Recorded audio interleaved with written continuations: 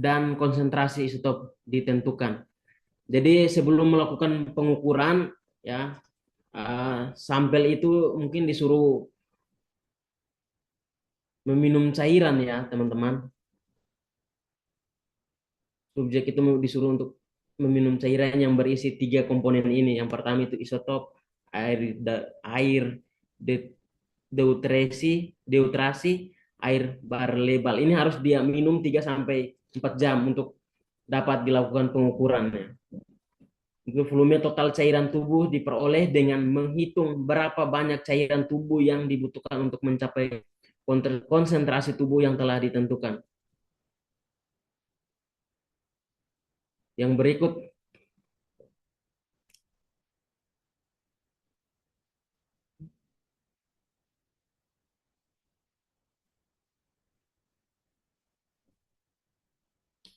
yang kedua itu potan absorptiometri, tiometri.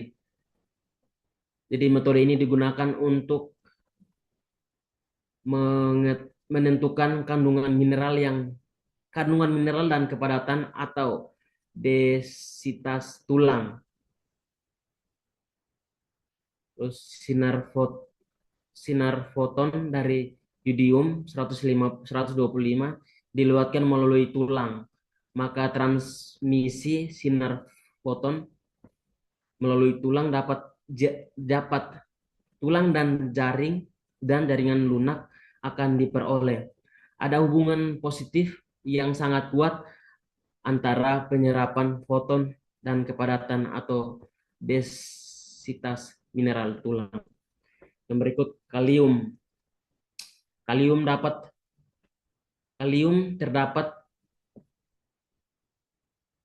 terutama di dalam sel bersama dengan isotop radioaktif kalium yang terjadi secara alami yaitu. Jadi pelajaran kita adalah fisiologi gerak, gitu ya. Jadi bagaimana fungsi tubuh ini untuk memaksimalkan gerak, kan? Atau bagaimana juga sebaliknya gerak itu bisa ya memperfungsi. Jadi kita tahu bahwa lemak tubuh ini salah satu dari komponen kesegaran jasmani, ya. Hubungan jasmani, ya kemarin apa? Anda bisa jawab tuh? Ada 5 apa? Satu apa? Kardiovaskular. Yang dua, ayo. Kekuatan, Prof. Ya, tiga. Ya. Wah, ini. Daya tahan, Ya, daya otot, muscle power, kelincahan, dan kelenturan, Prof. ya makanya saya bilang ya. Jadi kalian S2 ini, ya kan? Jadi kalau ditanya komponen biomotor atau komponen physical fitness seseorang, ditanya dulu, ya kan? Supaya tidak kata orang Padang, ada orang Padang nggak? Beleak-leak jawabnya. Asik gini, ya. Yang ditanya adalah health related fitness to skill, ya. Jadi kalau health hanya kesehatan 5 tadi, ya. Kemampuan jantung paru, muscle endurance, lagi Power. muscle strength, nggak ada power di situ, nggak ada. Karena power sekali dengan speed, ya. Cukup muscle strength aja, muscle Baik. endurance, ya. Yang keempat adalah flexibility, kelenturan, ya. Yang 5 baru body mass index. Nah, yang hari pelajaran kita hari ini. Nah, body mass index ini kan ada 2 nanti.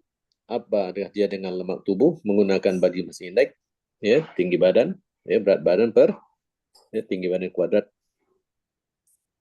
atau menggunakan otot tambah massa tubuh tambah lemak menggunakan skin pound kali lipat. Ada 2, ya. Untuk orang biasa hanya appearance ini. Ya, appearance itu hanya penampilan. Pakai body mass index bagus, bisa. Ya, tinggi badan, berat badan, oke, udah bagus, sesuai, proporsional. Ya, tanpa melihat apakah berat badannya karena lemak atau otot. Jadi untuk kesehatan, oke lah. Ya. Nah, sedangkan komponen biomotor, physical fitness untuk atlet, ya, selain 5 tadi, ditambah tadi yang kamu ada di kepala kalian itu, mau ngomong agility, speed, koordinasi, balance, segala macam lah untuk belaunya, ya. Karena nanti jangan sampai nanti kamu bikin latihan di fitness, ya, orang-orang datang latihan plyometric gitu, waduh power dari mana? Orangnya bukan atlet gitu, ya. Gitu. Itu adalah lemak tadi. Nah, nanti body mass index di buku saya tuh ada ya, mana yang normal, ya, mana yang underweight, normal, overweight, obesity, ya, atau mortal obesity ada juga. Ya. Lihat situnya. Nah, kemudian baru kita lihat latihannya. Latihan kita kemarin berulang-ulang kita bilang. Ya. Latihan yang berulang-ulang kita bilang. Frekuensinya, intensitasnya harus rendah, bla bla bla, waktunya harus lama. Ya. Nanti kalian lihat buku ya, bagaimana tren penurunan berat badan dalam 1 bulan. Nah, nanti dilihat. Ya, di situ bahwa minggu pertama ketika berat badan kita turun, itu yang hilang adalah air 70%. Ya. Minggu berikutnya barulah lemak kebakar. Ya, signifikan. Artinya kalau ada atlet tadi yang lari pocong ya, lari dia kepalanya dibungkus segala macam, berat badannya turun, ya, dia bukan lemak yang turun tapi adalah cairan. Ya, dia akan mengalami dehidrasi. Ya, saya paling takut nanti begini ketikanya yang pelatihnya sarjana olahraga tapi melakukan itu gitu. Lalu kampusnya. Ya. Nah, untuk lemak itu. Oke lah, nanti kalau mau belajar lemak ini hubungan dengan penyakit itu nantilah silakan baca. Tapi kita harus bergerak aja, ya. Kemudian ada lagi kita bicara mengenai tadi somatotipe. Ya, somatotipe itu nanti ke pertanyaan seperti ini, ya. Mas, saya makan kok nggak gemuk-gemuk ya? Nah, itu apa jawabannya? Ya kan? Jadi somatotipe itu hanya sebuah tulisan. Itu modal kita itu. Ya. Kalau ada bilang, saya makan banyak banget tapi kok gemuk-gemuk ya? Jangan jawabnya ada cacing di perut. Ya. Wah, cacing kalau di perutnya. Ya, jangan ya, nggak perlu sekolah jawab itu. Ya. Yang kedua, ya, ada lagi nanti, ya, orang latihan di gym. Ya. Om, kok dia latihannya bareng sama saya? Ya, tapi badannya udah jadi, kok saya tetap kurus nggak jadi-jadi nih gitu. Ya. Oh, mungkin ini ya latihannya beda lah, programnya sama, pelatihnya sama, PT-nya. Ya, lama durasi sekian bulan udah sama juga. Ya, jawabannya adalah masalah somatotipe. Ya, di mana orang ectomorph tentu berat badannya ya tidak terlalu signifikan untuk naiknya dibanding dengan yang mesomorph ya. Nah, begitu juga nanti pada latihan. Ya, latihan-latihan ini kita harus melihat ya, apakah dia ectomorph apa meso. Kita nggak ngomong endo ya, meso. Ya, kalau dia ekto, ya kalau misalnya kita untuk latihan muscle strength endurance, ya kita tidak terlalu banyak aerobik dia. Kenapa? Lemaknya nggak perlu dibakar kan?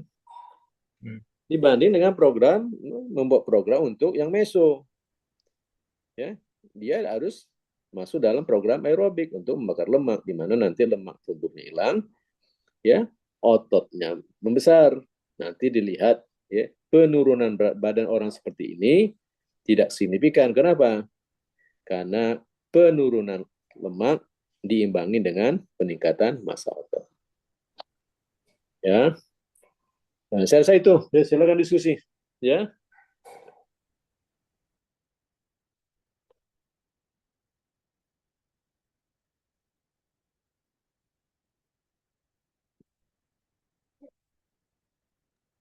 Baik, Prof. Selanjutnya untuk yang mau bertanya atau diskusi dipersilakan. Ya, baik. Ini menarik sekali mengenai endomorph, mesomorph, dan ektomorph ya.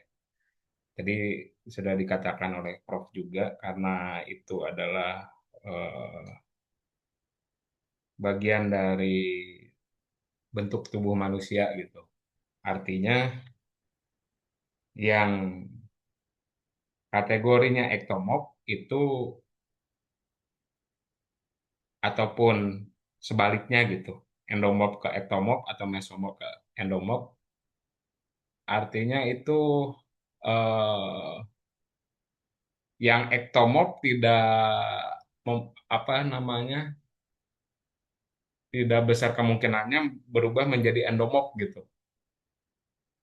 ataupun sebaliknya endomorf berubah menjadi ektomorf seperti itu.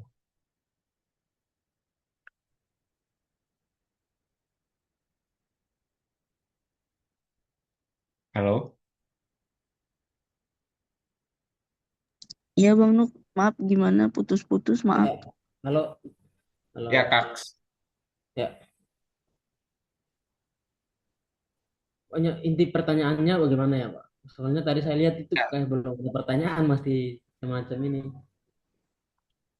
kan tadi ada ektomorf, mesomorf, dan endomorf. Ya, ada 3 jenis tubuh manusia, betul-betul. Ya, sekarang kalau misalkan yang ektomorf, apakah dia bisa berubah menjadi mesomorf atau endomorf gitu? Ah, Maupun sebaliknya, misalkan yang endomorf bisa berubah menjadi mesomorf atau ektomorf gitu. oke.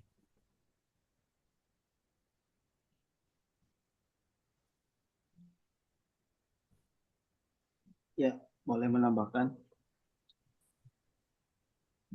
Sebentar, Kang. Gimana, Kak, untuk Oke, siap, ini? siap, siap, diterima, dipahami, dipahami, bisa dipahami. Mungkin teman-teman Ya, ada yang mau bertanya lagi atau kita menjawab dulu? saya. Biasanya ada tiga, Kang Hendra. Saya. Oke, silakan. Kak Dita dicatat ya, Kak. Terima kasih atas waktunya. Oke, Melanjutkan dari pertanyaannya Kang Nuga terkait tipe tubuh yang ada di manusia itu. Ada tiga. Pertanyaannya langsung aja ke pertanyaan ya. Apakah seorang atlet dapat mengubah tipe tubuhnya melalui latihan dan nutrisi? Nah, kalau secara gamblang kan kemungkinan ya. Namun saya ingin mengetahui atau penjelasannya secara atau melalui sudut pandang fisiologinya. Kemudian yang kedua, bagaimana tipe tubuh mesomorf memiliki keuntungan fisiologis dalam cabang olahraga seperti tinju, atletik, lari cepat, dan yang lainnya gitu, seperti itu. Terima kasih. Oke, baik.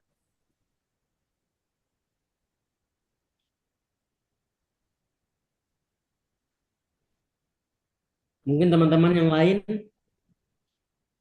lagi yang mau bertanya. Izin ya, Bro. Bisa bertanya? Bang Rafli ya? Ya, Oke, silakan, Bang. izin terkait sama tadi perbedaan dari tiga. Afli, monitor suaranya putus-putus. Mungkin Suaranya bisa udah jelas belum? Suaranya udah jelas belum? Masih Oh, putus-putus. masih mendem gitu. Masih kayak di dalam disembunyiin suaranya, nggak keluar. sembunyi ya, bentar-bentar.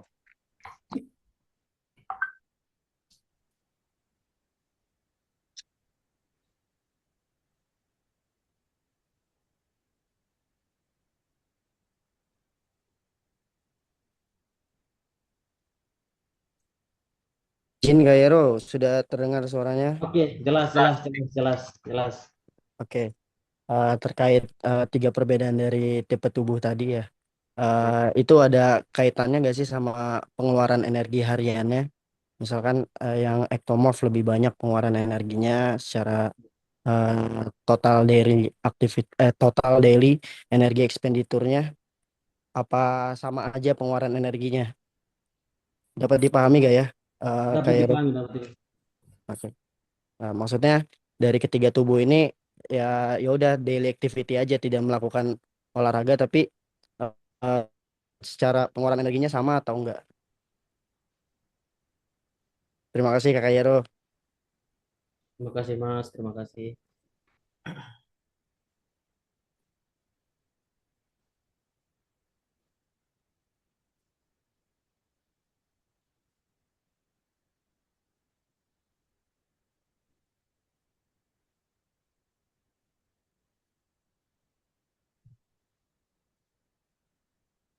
seperti itu ya Mas Rafli ya? Oke, mungkin saya bisa jawab. Jawabannya tidak, teman-teman. Ini berdasarkan pengetahuan yang saya miliki. Karena kita lihat saja bentuk tubuh manusia itu berbeda-beda. Terus kegiatan dan aktivitas pun pasti berbeda-beda, teman-teman. Jadi jawabannya tidak. Ya. Yang pertama, eksomorf itu memiliki metabolisme yang cepat dan cenderung memiliki pengeluaran energi yang tinggi. Mereka dapat mengkonsumsi kalori yang lebih banyak tanpa mengalami pertambahan berat badan yang signifikan. Terus yang kedua, mesomorf. Mesomorf memiliki metabolisme yang seimbang dan cenderung memiliki pengeluaran energi yang moderat. Ya. Mereka dapat mengkonsumsi kalori yang cukup untuk mendukung aktivitas fisik dan pertumbuhan otot.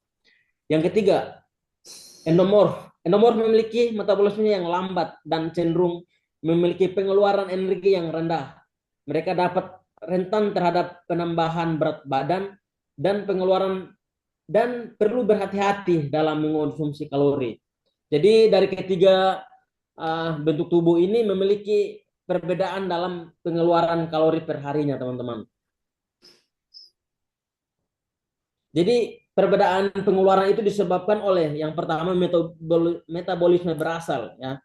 Tingkat metabolisme berasal dari berbeda-beda antar ketiga bentuk tubuh. Yang kedua komposisi tubuh, yang ketiga hormon. Jadi kita dapat disimpulkan bahwa dari tiga bentuk tubuh manusia atau bentuk tubuh manusia itu memiliki peran dalam pengeluaran kalori per harinya, teman-teman. Mungkin itu saja jawaban dari saya. Bagaimana Mas Rafli? Apakah masih kurang atau gimana Mas Rafli? Halo? Mas Rafli? Walah. Hanya kita berarti sudah pas lah ya teman-teman. Nanti ditambahin sama Prof di akhir sesi nanti. Pak Novan, untuk pertanyaan selanjutnya bisa diberikan? Oke, saya coba jawab sama Mas Hendra ya, berkaitan dengan apakah seorang atlet dapat mengubah tipe tubuhnya ya melalui latihan atau nutrisi. Jawabannya bisa ya. Dari misalnya seorang atlet itu tipe tubuhnya ekto, dia merubah menjadi meso atau ke endo ya. Ya, kita lihat dari segi sudut pandang fisiologis ya. Kalau dilihat dari latihan ya. Ya, jadi dalam orang yang punya ekto ya atau endo atau meso ya, kita lihat dari mulai sudut pandang fisiologis dari latihannya ya. Yang pertama yaitu pembentukan otot ya, latihan pembentukan otot ya. Latihannya itu harus resistensi dapat meningkatkan massa otot dan kekuatan sehingga dapat mengubah tipe tubuh menjadi lebih atletis ya. Untuk yang pertama ya dari segi pembentukan ototnya ya dari latihan. Yang kedua dari segi latihan pengurangan lemak tubuh ya.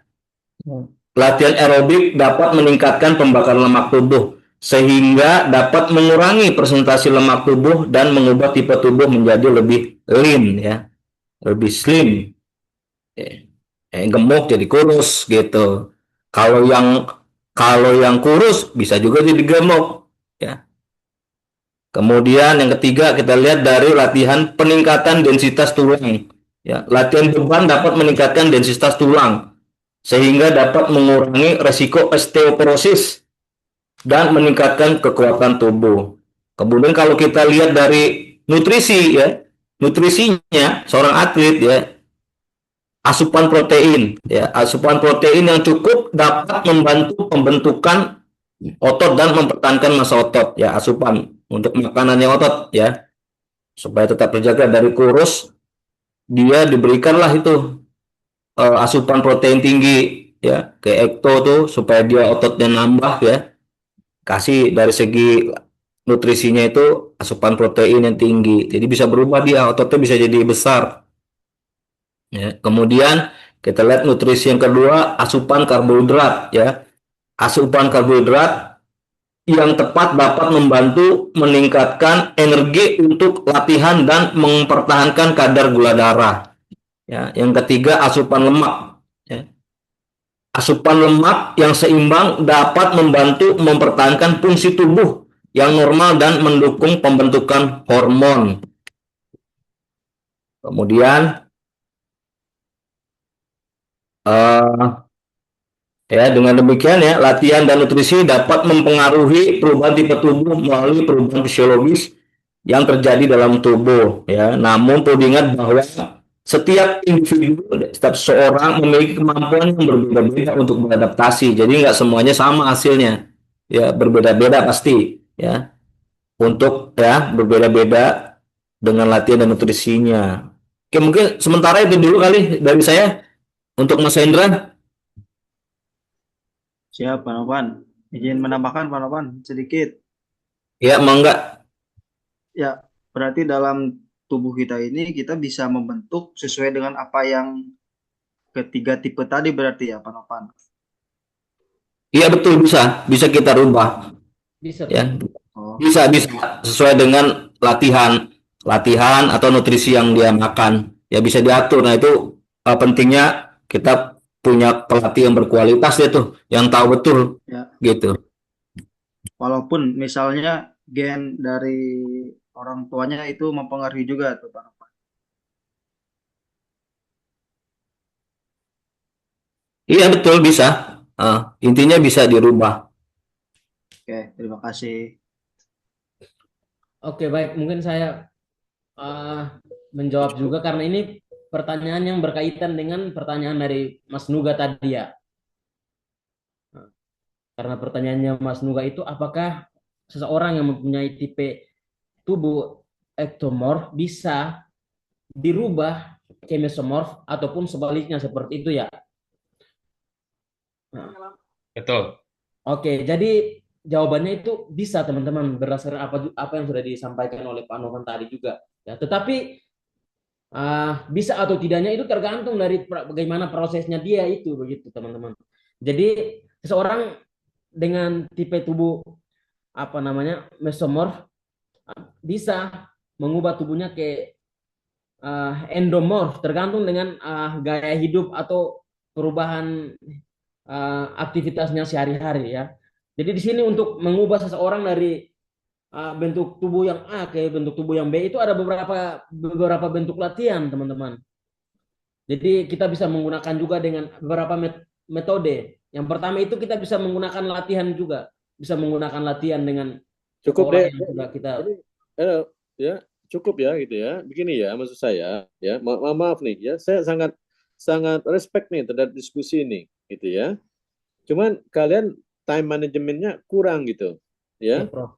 Paparan sampai 1,5 jam ya kan.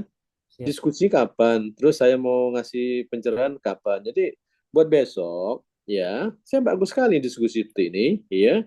Cuman tadi waktunya habis di paparan ya Siap, kan. Prof. Siap, Prof. Dan nanti baik paparan maupun dalam menjawab pertanyaan itu fokus saja gitu.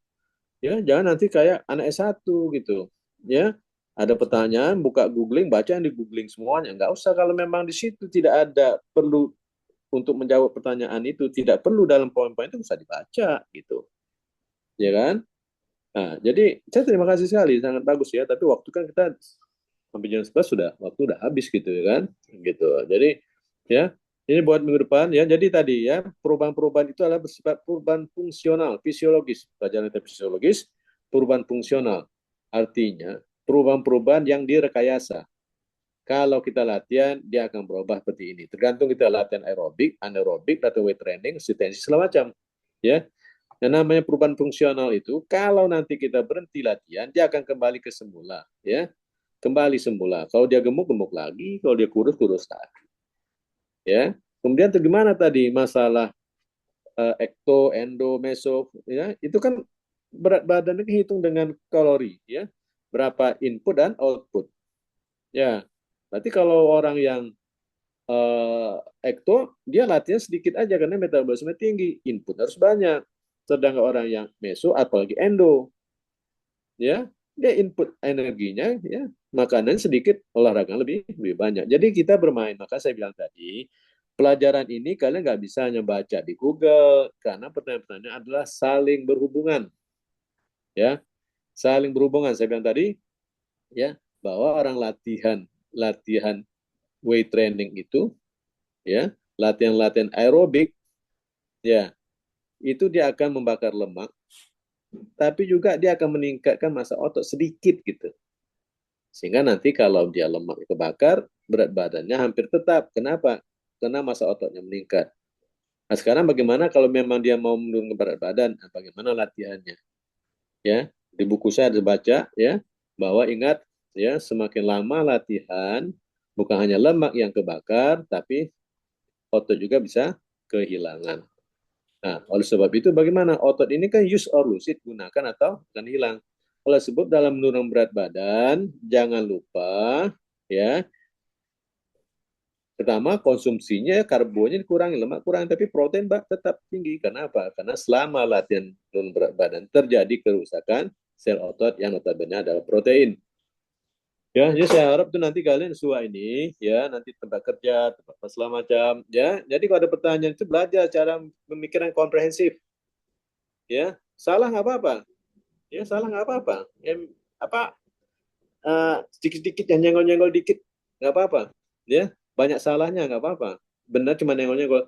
Kalau itu memang benar pemikiran keluar dari pemikiran kalian gitu. Itu lebih saya hargai. Ya, daripada semua pertanyaan nanti baca di Google, kemudian dibaca semua adanya waktu kita habis. Dan yakin saya bilang, ada nggak yang masuk sekarang? Sekalian pulang nanti ada nggak yang dibaca jawaban tadi masuk di kepala? Saya yakin nggak, mungkin cuma 10% kali. Ya, oke, sebelum saya tutup, ada pertanyaan atau apa? Berarti minggu depan offline ya, Prof? Mudah-mudahan kita offline ya, 2 kali lagi ya. 2 kali lagi, Prof. Minggu depan apa pelajarannya?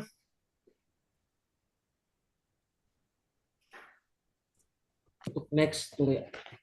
Gizi, Prof. Gizi. Masa gizi sih?